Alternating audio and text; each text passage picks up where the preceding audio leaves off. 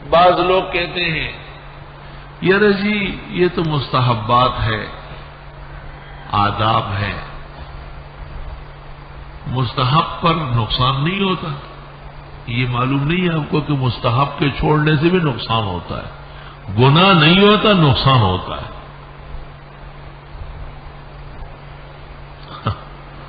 آپ نے کسی کو کہا کہ میرے مہمان بیٹھا ہوا ہے ذرا چائے لاؤ، مہمان اور آپ دونوں انتظار میں، پتہ چل گیا کہ وہ جا کے کہیں اخبار پڑھنے لگا۔ اب اس کو دیر لگی، خیال نہیں رہا، بھول چوک ہو گئی، لیکن تیرے اور تیرے مہمان کا تو کام ہو گیا ہے۔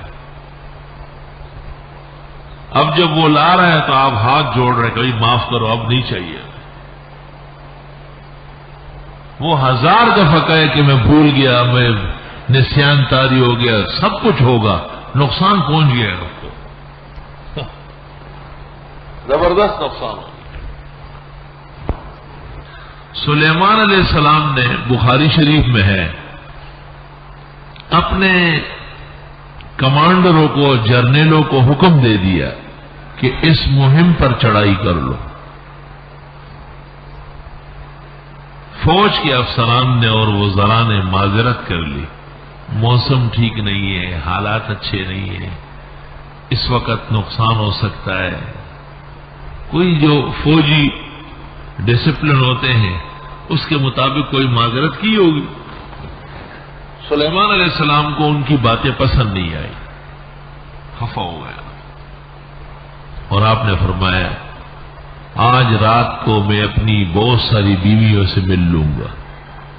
60 سے لے کر کے 120 تک بیویاں تھیں، اور سب سے بچے پیدا ہو جائیں گے، اور 15 سال کا بچہ جس کو صحیح طرح تربیت دی جائے وہ دشمن پر وار کر سکتا ہے۔ چلو یہ ایک مہم ابھی نہ صحیح، 20 سال بعد صحیح، تم کو نہیں بھیجنا ہے، تم جیسے بزدلوں کو میں نے بھیجنا ہی نہیں۔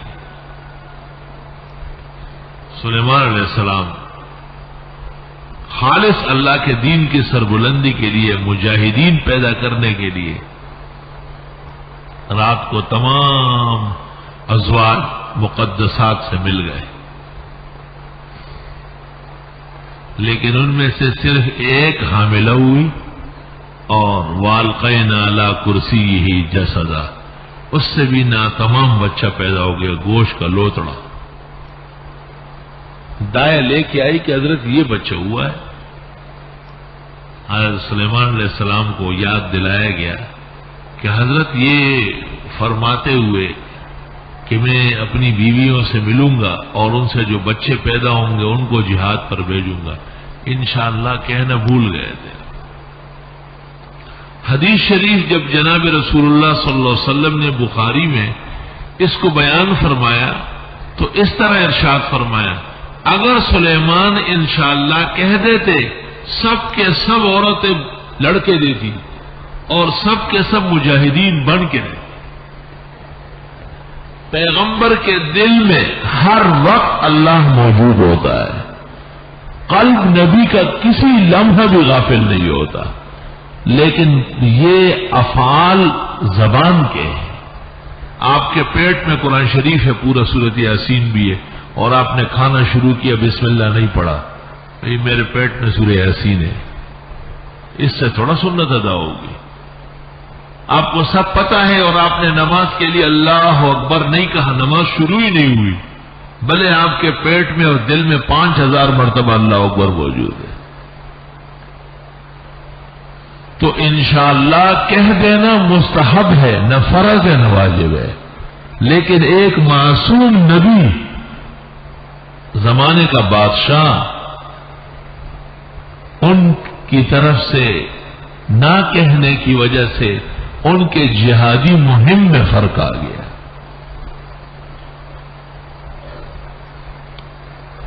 ہمارے رسول جناب نبی کریم صلی اللہ علیہ وسلم آپ سے سوالات ہوئے ہیں، 5 سوالات ہوئے ہیں۔ یوسف علیہ السلام تو شام کے پیغمبر تھے، یہ مصر کیسے پہنچے؟ سورۃ یوسف نازل ہوئی پوری۔ اصحاب کہف کون تھے؟ ذوالقرنین کا کیا واقعہ ہے؟ موسیٰ و خضر کی کیا سرگزشت ہے؟ روح کیا چیز ہے؟ وَيَسْأَلُونَكَ عَنِ الرُّوحِ قُلِ الرُّوحُ مِنْ أَمْرِ رَبِّي۔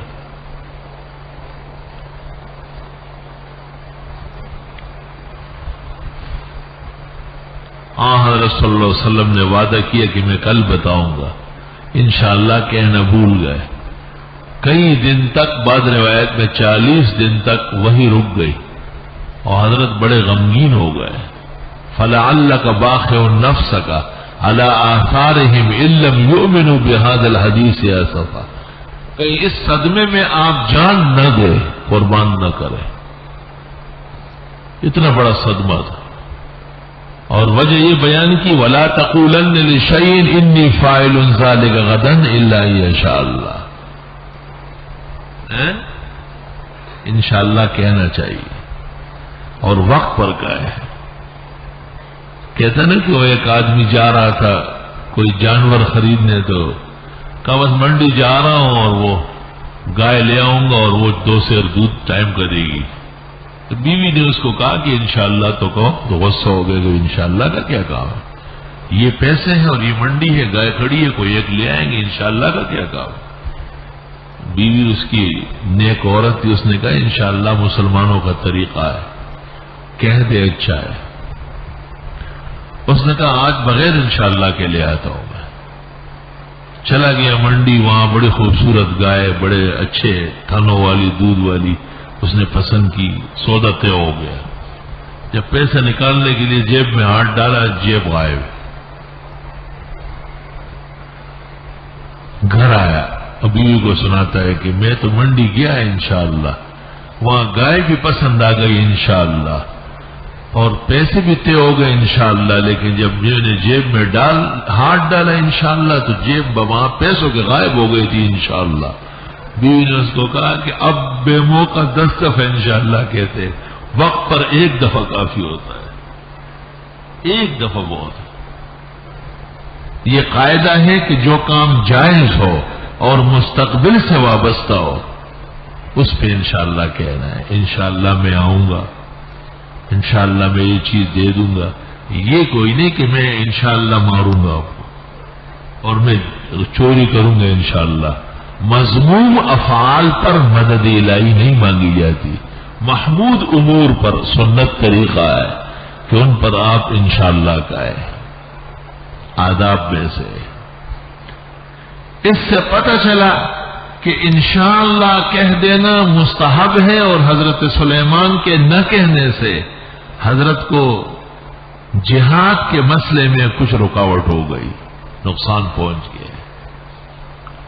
اور ہمارے رسول جناب نبی کریم صلی اللہ علیہ وسلم جیسے سید المعصومین، سید الانبیاء والمرسلین، سید الاولیاء والمتقین کو وحی کے آنے میں دیر ہو گئی، اور وجہ اللہ نے یہ بیان کی کہ حضرت آپ نے یہ کہتے ہوئے انشاءاللہ تو کہا نہیں تھا، کیسے وقت پر وحی آتی۔ تو اگر سلیمان علیہ السلام کے مستحب چھوٹنے سے انہیں نقصان پہنچا، اور ہمارے رسول صلی اللہ علیہ وسلم کے انشاءاللہ ظاہراً نہ کہنے کی وجہ سے وحی میں تاخیر ہو گئی، تو جو ننگے سر نماز پڑھتے ہیں اور عمر بھر پگڑیوں سے دور رہتے ہیں، وہ ننگے سر والے ہمارے بھائی اور پگڑیوں سے محروم مولوی اپنی شکل آئینے میں دیکھے ذرا کہ یہ مستحبات کا جنازہ نکالنے والے کہیں خود ان کا جنازہ تو نہیں پڑھا جا رہا۔ اے چشم اشک بار ذرا دیکھ تو صحیح، یہ گھر جو بہ رہا ہے کہیں تیرا گھر نہ ہو۔ نقصان کا پتہ بھی چلنا، یہ بھی تو غیرت ہے اور سمجھ کی بات ہے کہ آدمی کو پتہ چلے کہ یہ کیا ہو رہا ہے میرے ساتھ۔ متنبی نے کہا ہے وَمِن بَلِيَّةِ الدُّنْيَا خِطَابُ مَا مَن لَّا يَفْقَهُ، یہ بھی خدا کے عذاب میں سے کہ سزا مل رہی ہے اور عقل نہیں۔ کہتے جی بغیر ٹوپی کی نماز تو ہو جاتی ہے، تو بغیر قمیص کے بھی ہو جاتی ہے۔ شلوار ناف تک کھینچ لو اور قمیص اتار کے جوتوں میں رکھ لو، ہو جائے گی نماز۔ میں لکھ کے دیتا ہوں کہ نماز جائے۔ اور چلو قمیص گھٹنوں تک کھینچ لو اور شلوار شریف کی بکس میں رکھ کے گھر آ جاؤ، تب بھی نماز ہو جائے گی، مگر ایسا کرنا کام پاگل ہوگا ہے۔ صحیح الفطرت اور صحیح العقل لوگ ایسا نہیں کرتے، اس لیے کامل العقل لوگ فقہا نے لکھا ہے تستحب الصلاۃ فی ثلاثۃ اسواب ملتقى الابہر مجمع الانہر بدائع الصنائع، تمام معتبرات بھرے پڑے ہیں۔ 3 کپڑے ہونا چاہیے، ازار و رداء و امامت۔ ازار جیسے شلوار، ردا جیسے قمیص، اور اوپر سر پہ ٹوپی، اس پر کوئی صافہ، بالخصوص طلباء اور علماء کرام۔ اور یہ وہ سنت ہے کہ جس کے زندہ کرنے سے 100 شہیدوں کا ثواب ملے گا، کیونکہ اب تو محدثین اور بڑے بڑے اکابر ان کی بھی عادت نہیں رہی، وہ پگڑی کی فضیلت کے قائل ہے، ضرورت بھی جانتے ہیں، مسئلے میں ان کا اور ہمارا کوئی اختلاف نہیں، عادت نہیں رہی۔ عادات درست کرنا بہت ضروری ہے۔